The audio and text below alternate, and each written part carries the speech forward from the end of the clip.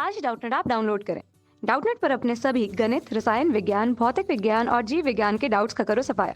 बस प्रश्न की फोटो खींचो, एक ही प्रश्न को क्रॉप करो और तुरंत वीडियो सोल्यूशन पाओ। अभी डाउनलोड करें। निम्नलिखित में से कौन सा कथन गलत है यह हमको बताना है। पहला कथन यह है, एमीटर को विद्युत परिपथ की धारा मापी जाती है। हाँ जी, बिल्कुल, एमीटर से विद्युत परिपथ की धारा मापी जाती है, इसीलिए इसको एमीटर कहते हैं, क्योंकि धारा का एसआई मात्रक क्या होता है? एम्पियर होता है।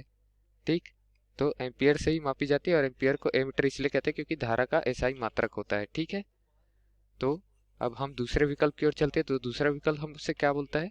दूसरा विकल्प बोलता है, वोल्ट मीटर को विद्युत परिपथ में दो बिंदुओं के बीच समांतर क्रम में जोड़ा जाता है। हाँ, वोल्ट मीटर को दो बिंदुओं के बीच समांतर क्रम में जोड़ा जाता है, क्योंकि वोल्ट मीटर से हम विभवांतर नापते हैं। तो दो बिंदुओं में समांतर क्रम में जोड़ेंगे तभी विभवांतर नापेंगे, क्योंकि विभवांतर क्या होता है? दो अलग अलग चालक तारों के बीच होता है, एक ही चालक तार में नहीं होता, तो इसको श्रेणी क्रम में नहीं लगाया जाता। तीसरा, समांतर क्रम में जुड़े दो प्रतिरोध का समतुल्य प्रतिरोध उनमें प्रत्येक के अलग अलग प्रतिरोध से अधिक होता है। इसके लिए मैं क्या करता हूँ, एक परिपथ का चित्र बना देता हूँ दोस्तों, ताकि ये अच्छे से समझ आए। तो परिपथ के चित्र में मैं दो प्रतिरोध बना लेता हूँ। ये दो प्रतिरोध मैंने बना लिए। मैंने एक परिपथ बना लिया है और इसमें बोले समांतर क्रम में जुड़े दो प्रतिरोध, तो मैंने समांतर क्रम में दो प्रतिरोधों को जोड़ दिया है। उसका समतुल्य प्रतिरोध बोल रहे हैं, मतलब इन दोनों के तुल्य प्रतिरोध के बराबर। उनमें से प्रत्येक के अलग अलग प्रतिरोध, मान लिए मैंने ये R1 है और ये R2 है, तो दोनों के अलग अलग प्रतिरोधों से अधिक होगा। तो जो तुल्य प्रतिरोध Re आएगा वो क्या होगा? बड़ा होगा R1 से और R2 से, ऐसा बोल रहा है। लेकिन ऐसा नहीं होता, ये कथन गलत है, क्योंकि Re जो होगा वो R1 या फिर R2 से छोटा होगा। क्योंकि धारा जो है, अगर इसमें I1 बह रही है और इसे समांतर में मैं दूसरा जोड़ दिया, तो उसमें से भी होकर दूसरी धारा बहेगी जो I2 रहेगी। तो धारा क्या है? धारा का मान एकाएक बढ़ जाएगा प्रतिरोध को समांतर क्रम में और जोड़ने से। वो प्रतिरोध क्या देगा? मार्ग देगा धारा को और जाने के लिए। तो जितना मार्ग देगा उतनी ज्यादा धारा जाएगी, जितनी ज्यादा धारा जाएगी उतना कुल धारा का मान बढ़ेगा, और जितना कुल धारा का मान बढ़ेगा, यदि विभवांतर नियत है, तो उतना प्रतिरोध कम रहेगा। ठीक है, धारा का मान बढ़ने से क्या होगा? प्रतिरोध का मान क्या हो जाएगा? कम हो जाएगा।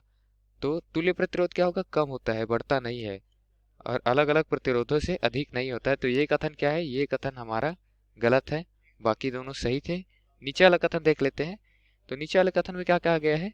इलेक्ट्रॉनों के प्रवाह के लिए श्रेणी क्रम परिपथ एक ही मार्ग देता है, जबकि समांतर क्रम परिपथ एक से अधिक मार्ग प्रदान करता है। अब समांतर क्रम परिपथ तो हमने बना लिए है। हमको मालूम है कि किसी विद्युत परिपथ में इलेक्ट्रॉन प्रवाह होते हैं। तो इलेक्ट्रॉन प्रवाह के लिए श्रेणी क्रम में क्या होता है? सीधे जाता है इलेक्ट्रॉन। और समांतर क्रम में क्या होता है? यहाँ से भी जा सकता है और ऊपर से भी जा सकता है। श्रेणी क्रम में क्या रहता है? एक ही तार रहता है, परिपथ एक ही रहता है, चालक तार एक ही रहता है, तो इलेक्ट्रॉन एक ही पथ पर गमन करता है। समांतर क्रम में दो हो जाते हैं, तो दोनों पथों पर अलग अलग मार्ग पर इलेक्ट्रॉन गमन कर सकता है। तो हमारा चौथा विकल्प है वो भी सही है। तो हमको प्रश्न में पूछा गया था कौन सा कथन गलत है, तो इसके लिए उत्तर क्या है? उत्तर है हमारा विकल्प नंबर तीसरा, क्योंकि विकल्प नंबर तीसरा जो है वो गलत कथन है। ठीक है दोस्तों, धन्यवाद। कक्षा 6ठी से 12वीं से लेकर नीट, IIT, JEE वो एडवांस के लेवल तक 1 करोड़ से ज्यादा छात्रों का भरोसा। आज ही डाउनलोड करें डाउटनेट ऐप या व्हाट्सएप करें अपने सारे डाउट्स 8400 400 400 पर।